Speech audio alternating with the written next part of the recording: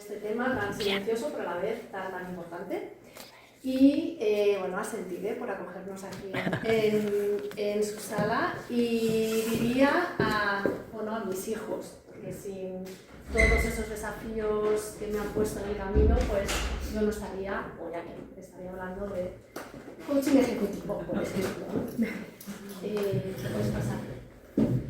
¿Puedes pasar? Sí, y bueno, voy a empezar contando pues un día cualquiera de mi vecina. El otro día me tomé un café con una chica que vive cerca de casa.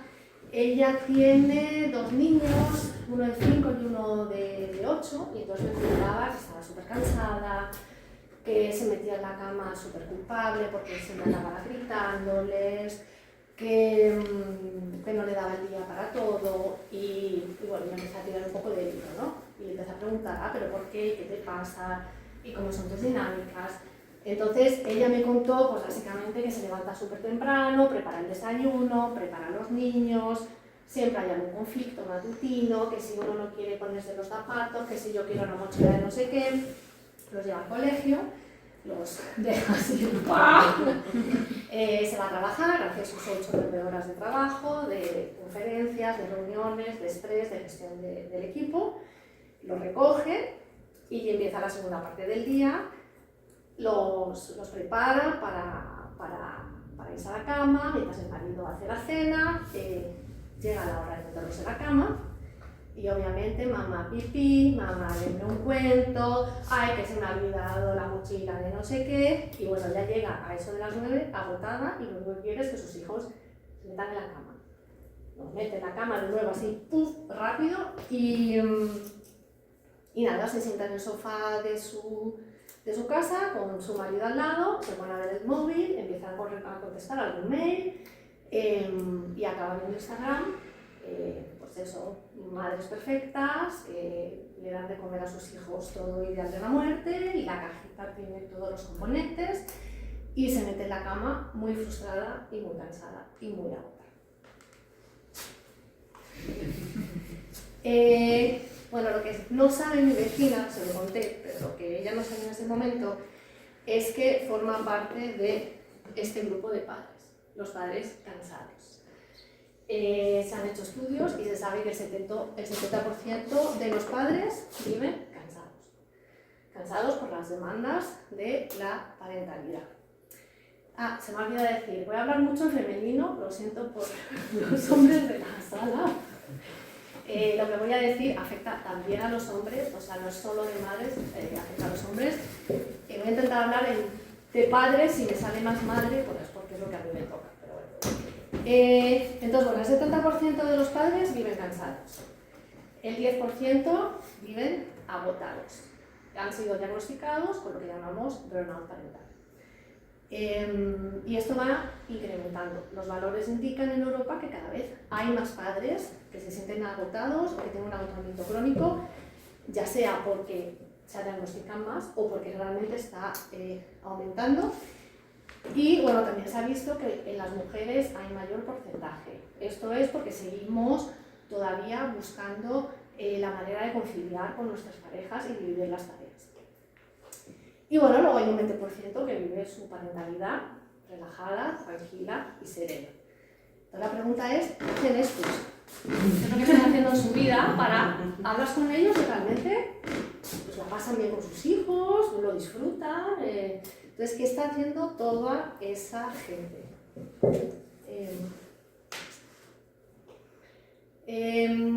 Bueno, para empezar, ¿por qué vivimos cansados? ¿Por qué hay este agotamiento crónico? ¿Qué es lo que está pasando? Bueno, pues hay un efecto social bastante importante que tiene mucho peso en lo que nos está ocurriendo. Para empezar, hemos perdido la tribu. Antes se criaba en los pueblos, hay muchas zonas en el mundo en las que se sigue criando así, en el que tú criabas con todo el pueblo, tú criabas con toda tu tribu, tú no lo hacías solo. Entonces el trabajo estaba repartido con el resto. Ahora vivimos en ciudades, somos padres mucho más individualistas, o sea, intentamos hacerlo todos solos. Parece que hacerlo solos es mejor que pedir ayuda. Parece que pedir ayuda es de débiles, ¿no? Y no pedir ayuda es un poco de tontos, porque al final acabas agotado. El haber perdido la tribu también en lo que contribuye es aumentar nuestra hipervigilancia. Antes los peligros y la crianza se repartían entre un montón de gente. Ahora nos toca a nosotros como padres estar siempre atentos a absolutamente todo. Entonces estar siempre como escaneando.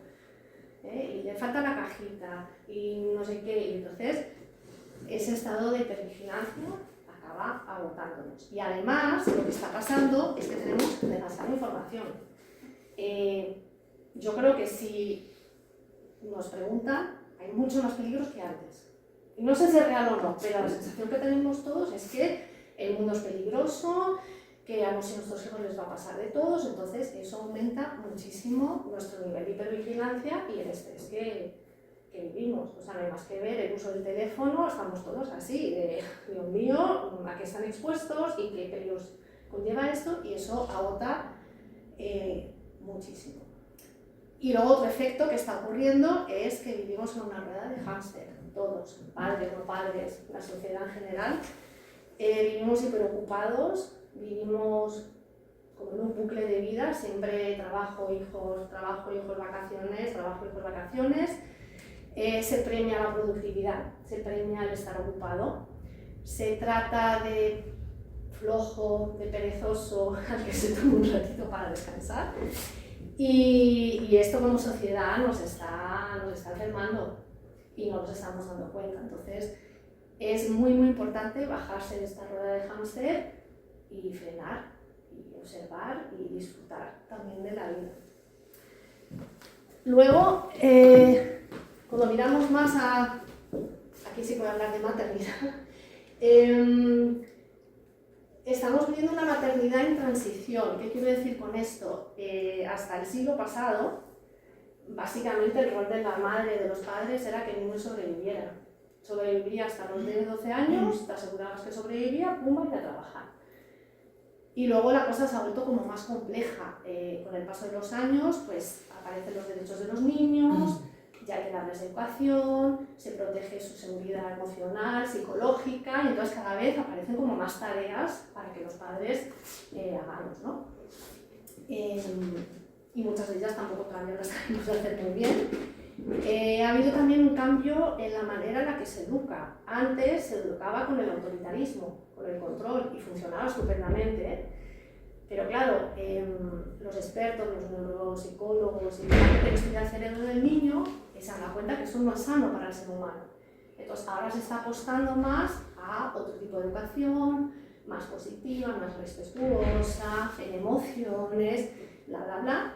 ¿Qué pasa? Que nosotros no estamos preparados para educar así, porque nosotros venimos de un autoritarismo y de pronto nos dicen, no, educa en emociones, y dices, ¿eso cómo se hace? Entonces nos está dificultando mucho también y tendemos a ser permisivos. Como no queremos ser autoritarios, somos permisivos, el niño es el rey, el niño hace lo que le da la gana y eso no es sano.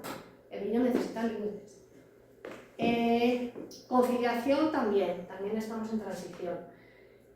No solamente la conciliación trabajo-familia, sino también la conciliación que ocurre en la casa. Todavía no tenemos muy claro dónde se posiciona la mujer, cuál es el rol del hombre, quién hace qué, y bueno, eso crea también pues bastantes fricciones. Y luego, mi favorito, el mito de la madre perfecta. Bueno, este mito aparece, si vais a redes se habla mucho de él.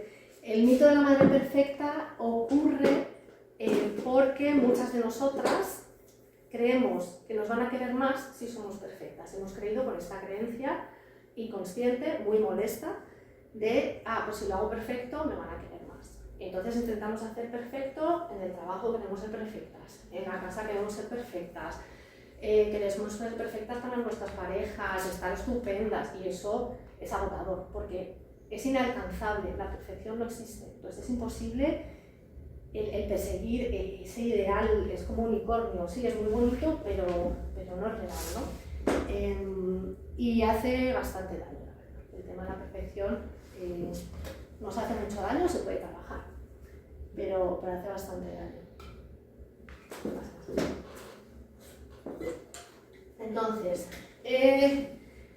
¿por qué existe el agotamiento crónico? Pues porque si añadimos todo lo que os acabo de contar de la parentalidad del siglo XXI A eso le añadimos nuestras circunstancias personales, nuestro contexto familiar, pues si intentamos sostener esto durante demasiado tiempo, si no eliminamos cosas, si no añadimos recursos, si pretendemos aquí ser superpadres, si no hacemos músculos, pues al final el sistema se nos rompe.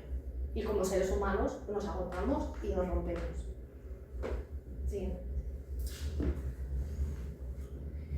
Y ocurre el burnout, que me imagino, el término lo habéis escuchado, pero si vemos la descripción de lo que dice la Organización Mundial de la Salud, forma parte de los trastornos relacionados con la salud mental y el bienestar emocional. Cuando el sistema nervioso está en modo emergencia, mucho tiempo, lo que le ocurre al cuerpo es que para protegernos se apaga. Esto es una definición muy simple, yo no voy a entrar aquí en temas químicos, no soy la experta, pero bueno, esta explicación yo creo que es una forma fácil de entenderlo. ¿Me puedes pasar? Entonces, ¿qué es el burnout parental? Parece un concepto nuevo que nos hemos sacado de pronto de la manga, pero no es así. Este concepto se empezó a estudiar en los años 70 en padres con niños que tenían enfermedades crónicas.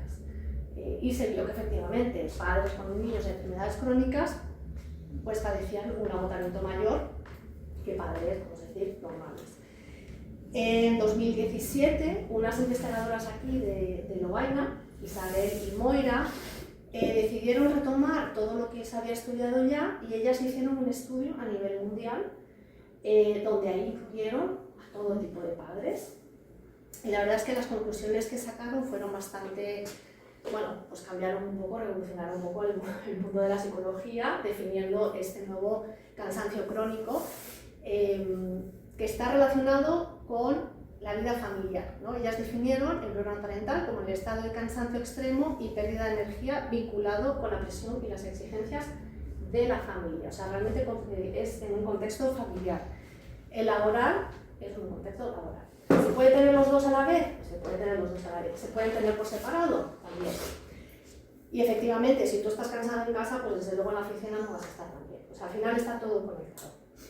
Entonces ellas definieron lo que era el burnout parental, definieron los síntomas, definieron las causas, los factores de riesgo, definieron los protocolos para curarlo. Entonces, los síntomas que ellas identificaron empiezan por un agotamiento mental y físico. El agotamiento mental se manifiesta con pérdidas de memoria, con neurosis mental, con problemas cognitivos, dificultades a la hora de leer. Los físicos, pues pueden aparecer muchas ganas de dormir, o sea, mucho cansancio, pero luego muchas ganas de dormir todo el tiempo, o sea, eres capaz de dormir 15 horas sin problema. Y problemas de salud de todo tipo, o sea, aquí no tengo una lista, pero desde migrañas hasta problemas digestivos, dolores musculares, o sea, la lista es bastante amplia. Y mucha irritabilidad. Estamos tan cansados que el cerebro no conecta, no hace su función y entonces somos muchísimo más impacientes, una irritabilidad extrema, lo que nos puede llevar a ser agresivos y violentos con nuestro entorno. El segundo síntoma del burnout parental, también muy predominante, es el distanciamiento afectivo. Esto, pues básicamente, es como que pierdes la empatía y te da absolutamente todo igual. Todo lo que te pasa, todo lo que le pasa a tus hijos, lo que le pasa a tu pareja, es como que tienes mucha necesidad de aislarte, de estar solo, de meterte en tu burbuja para recuperarte y lo que pasa a tu alrededor te da igual. Entonces, eso, la consecuencia de la familia es que, pues te puedes volver negligente sin quererlo, porque tú sigues amando a tus hijos, pero es que realmente no puedes ocuparte de ellos. Entonces, pues puede ocurrir que no les des de comer. O sea, se hablan de casos, la gente que ha tenido burnout. No he puesto aquí lo que van diciendo, pero sí, gente que dice que no les dan de comer o lloran y les da de igual. Entonces eso genera mucha culpa. El tú saber que tienes que ocuparte de ese ser humano, pero es que no puedes. Y mucha inseguridad en los niños. Si tú como padre de pronto no te ocupas de ellos, los niños sienten miedo, se sienten inseguros, dicen, oye, que papá o mamá no me van a cuidar. Entonces empiezan a portarse mal, pueden empezar a hacerse pis en la cama, dormir mal. O sea, el que un padre padezca un burnout tiene consecuencias en todo el sistema familiar. Y el último gran síntoma, vamos a decir, es la baja percepción de nuestro desempeño como padres. O sea, el sentimiento de mala madre o mal padre es terrible, es terrible. Te sientes incapaz, sientes que lo estás haciendo mal, piensas en cómo eras antes de tener el burnout y dices, pero si antes lo hacía bien y ahora no soy capaz.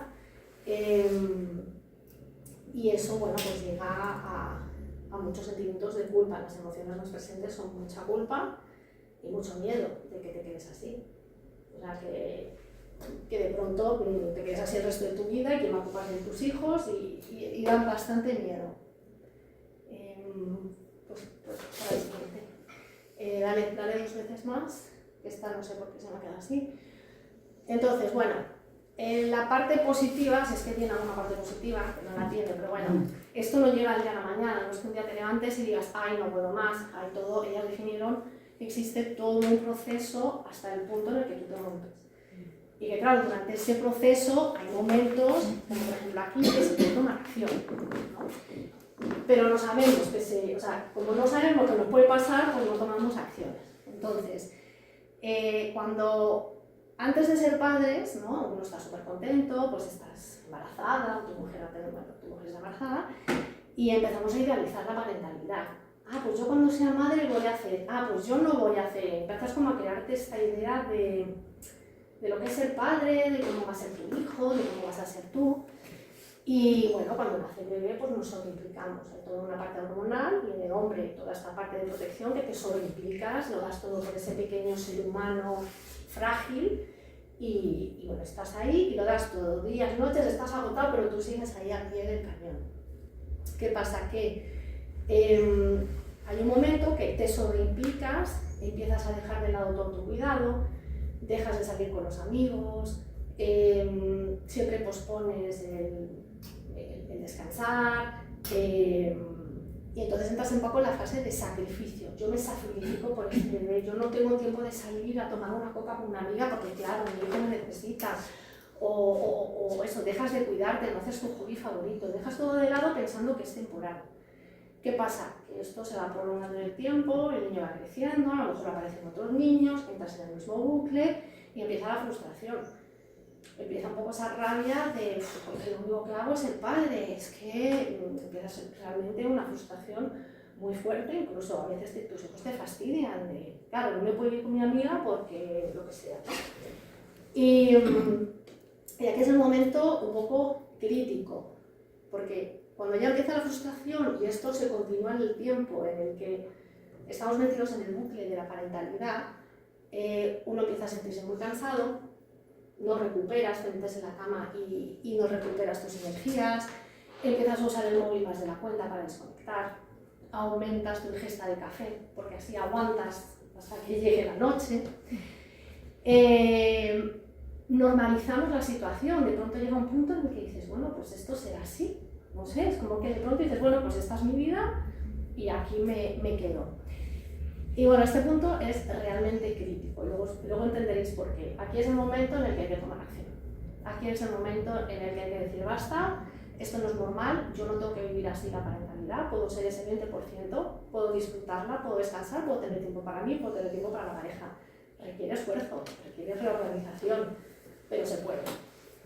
Porque si no lo hacemos, si nos mantenemos en esta dinámica frenética y agotadora, aparece el burnout. Y aquí sí que aparecen los síntomas de agotamiento, de distanciamiento y de baja percepción parental, donde ahí no te sirve como un cursito. Ahí ya toca ir a médicos, ir a psiquiatras y un proceso de recuperación muy profundo y bueno, y doloroso para la familia. Pues,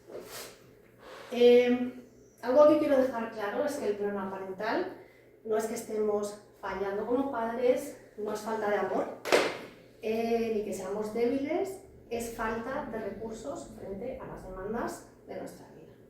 Porque eso es algo que le pasa a la gente que tiene burnout.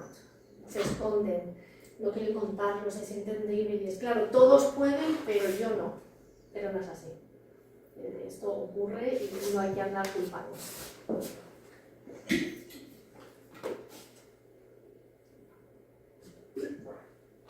Bueno, entonces, cualquier padre que haya escuchado la primera parte de la presentación pensará, ¡puf! Muy directo al burnout. Pero no, esto no va a ocurrir, vamos a calmar un poco. Uy, ¿te has pasado? Sí, ¿qué ha pasado? Bueno, No, se me está yendo al revés. se te está yendo para atrás.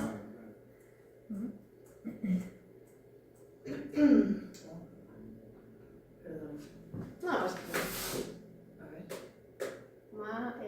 hacia el otro lado ahora. Vale. No, la siguiente. Ahí. Aquí. Sí. Bueno, no vamos a padecer burnout. Y os lo voy a explicar con esta imagen. Isabel y Moira también crearon este modelo que a mí me parece bastante interesante, bastante visual, en el que ellas explican por qué ocurre el burnout y cómo ocurre. Entonces tenemos en esta parte las demandas familiares y en esta parte los estresores del día a día, ¿no? Todas las demandas que tenemos en nuestro sistema familiar. Y en este lado todos los recursos que tenemos para lidiar con esas demandas, con esos estresores, con esa vida cotidiana. Entonces, cuando la balanza está equilibrada, cuando tú tienes estresores, pero eres capaz de lidiar con ellos, gestionarlos, tienes recursos, tienes ayuda, tu balanza está equilibrada. Cuando empieza a desequilibrarse, que es el momento ese rosita de agotamiento, de cuidado, cuando la balanza se empieza a desequilibrar, es el momento de empezar a añadir recursos de este lado. Empezar a llenar aquí cosas, tomar acciones, llenar recursos, pedir ayuda, hacer formaciones, porque si no lo balanceamos, el batacazo va, o sea, tu balanza va a desequilibrarse totalmente y en ese caso pues ya hay que acudir a médicos, a terapia y la recuperación es mucho más, bueno, pues muchísimo más larga. Entonces, no os voy a contar aquí toda esta zona, porque sería una presentación bastante aburrida. Puedes pasar la siguiente. Sí que os voy a dar el ejemplo de mi balanza de bienestar, cómo estaba y cómo he conseguido no romperme, aunque estuve al límite, sé la fecha, sé el momento y sé lo que hice para no romperme. Entonces, bueno, mi situación socioeconómica y circunstancial no os interesa, tampoco voy a entrar aquí en detalles. Sí que dentro de todos estos elementos, las investigadoras de Lovaina los definieron, o sea, ellas tienen todas las listas de todos los elementos, ¿no? Pero bueno, yo me he quedado simplemente como en las categorías más generales. Entonces, en mi caso, yo soy perfeccionista, yo tengo una personalidad perfeccionista. Esto hace que todo lo quiera hacer bien, lo quiera hacer perfecto y me agote en el intento, porque nunca va a estar bien. Y siempre voy a estar ahí intentándolo de nuevo. Entonces yo he tenido que aprender a soltar el control, a soltar las situaciones, en que las cosas no salen perfectas y no pasa nada, a dar prioridades, porque no se puede con todo. La perfección te lleva a querer hacerlo todo perfecto. Entonces yo he tenido que hacer limpieza de mis actividades diarias y decir, pues mira, esto no es importante. Por ejemplo, para mí, el que mi hija fuera con el pelo perfectamente peinado y su lazada y monísima estilo español, para mí era importante en su momento, porque tenía que ir perfecta. Cuando tienes 4 hijos, tu niña no puede ir con la lazada y la trencita y el pelo así estupendo, no da. Entonces, bueno, yo he tenido que tomar ese tipo de decisiones de qué es importante para mí, qué no es importante, qué es prioridad, qué es no prioridad, porque es que no llegaba a todo. Y otra cosa que hice fue definir el tipo de maternidad que yo quería ejercer. No la que se imponía en las redes sociales, no la que me decían que tenía que hacer, no la que la familia y la cultura te dice que tienes que ser, no, la que yo quería y la que respetaba también las necesidades de mis hijos y nuestras dinámicas familiares y nuestra vida familiar. Entonces yo me creé como mi faro de maternidad. O sea, yo lo que quiero es que mis hijos, si tienen un problema, vengan a mí y no me tengan miedo. O sea, yo una cosa tengo clara, lo que haga no quiero que me tengan miedo. Y como eso tengo varias cosas, ¿no? Y eso me ayuda como a tener una guía, entonces yo todo lo que hago va en esa dirección, entonces me resulta más fácil filtrar y decir, no, esto no es importante, esto no lo hago, esto sí. Esto es un trabajo, esto lleva varios años de trabajo, esto no es que te levantes y sigo siendo perfeccionista y lo uso, pero lo uso en mi favor, en mi contra. En mi personalidad, bueno, también está la mala gestión de las emociones. Ese es un tema que yo creo que más o menos todos tenemos, porque nosotros fuimos criados en él, no se llora, los niños no lloran, te caes y no te pasa nada, si tienes miedo no te preocupes, que no pasa nada, entonces siempre que fuimos educados en esconder nuestras emociones, ¿no? Y cuando uno es padre, pues esas emociones como que explotan, o sea, uno de pronto las siente de todos los colores y de todos los sabores o sea, yo gritaba a mis hijos, y yo no soy una persona que grita, pero yo le grito a mis hijos, ¿no?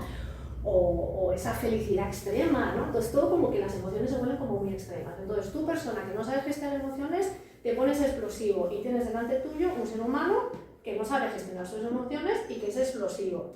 Entonces, claro, pues ya sabéis lo que pasa en casa, ¿no? Pues muchos conflictos, muchas peleas, el niño que llora y tiene una pataleta y tú no sabes qué hacer con él, y entonces tú te desbordas porque no sabes qué hacer con él.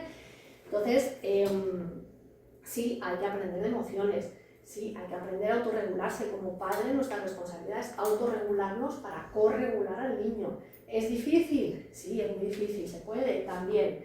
Yo utilicé mucho, por ejemplo, utilizo mucho la respiración y el conocimiento, el saber cómo funcionan las emociones, y la etapa evolutiva en la que están mis hijos, y saber que un niño de 2 años va a llorar y va a tener una pataleta, y el adolescente me va a provocar y va a tener su pataleta también. Entonces el conocimiento de qué es lo que le pasa a un niño según las etapas, pues a mí personalmente fue una de las herramientas que me puse en mi mochila.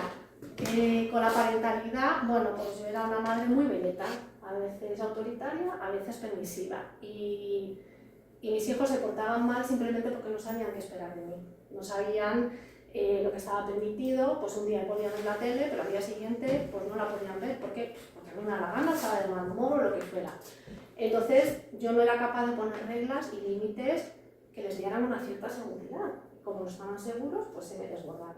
Entonces, hice todas estas condiciones de disciplina positiva, en las que, pues una de las herramientas es aprender a poner límites. Entonces, desde que yo pongo esos límites, ellos saben que es territorio seguro y no tienen que portarse mal. Ellos ya saben lo que pueden hacer y lo que no pueden hacer.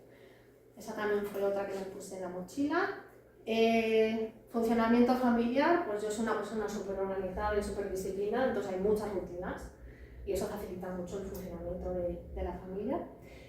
Y con la pareja, pues bueno, ese es quizá el más complicado, bueno, para mí es el más complicado, porque cada uno viene con su propia historia, con su propia educación, y de pronto tienes que ocuparte de unos seres humanos a los que tienes que cuidar, a los que tienes que educar, y hay mucho conflicto de cómo lo haces tú, cómo lo hago yo, pues por lo que a mí me daba igual, a mi pareja no, y viceversa, ¿no? Entonces ahí ya de por sí la maternidad y la paternidad es bastante explosiva, pues encima tienes que ponerte a llegar a acuerdos con tu pareja, y es vía los acuerdos, y acuerdos amables, no es yo te impongo mi manera, no, es qué es lo mejor para esta familia y cómo lo queremos hacer en esta familia.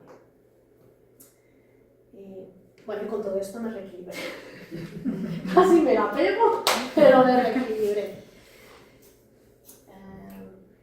Pero de todos los riesgos, de todos los factores de riesgo, para mí el más peligroso es normalizar. Y yo creo que al final yo escucho, como trabajo en esto, pues escucho mucho a las madres, a los padres, y todo es normal. Les parece normal estar cansado, parece normal que... Y no hay que normalizarlo, eso es muy peligroso, porque la normalización te lleva a enfermarte, y el silencio da mucha vergüenza.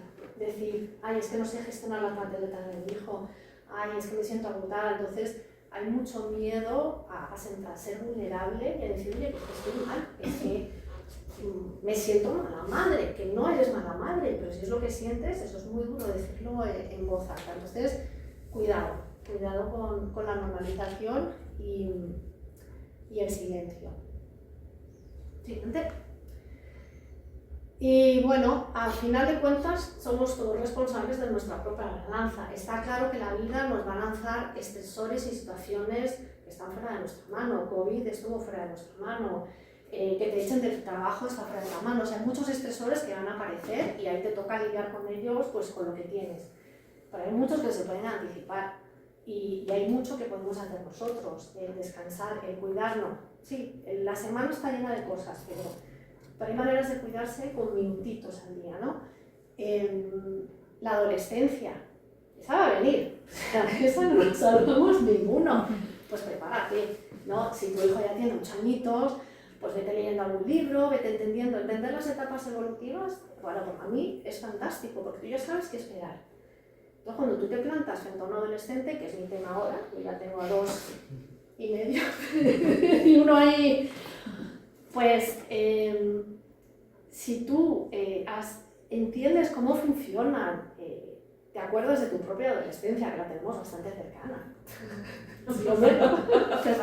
pero nos acordamos, ¿no?, de los desafíos, de cómo te sentías, es mucho más fácil enfrentarte a ese estresor, que además es el de las adolescencias bastante. Entonces, ocuparos de vuestra balanza de bienestar, cuidaros, no lo dejéis para otros porque ellos no se van a ocupar de vosotros.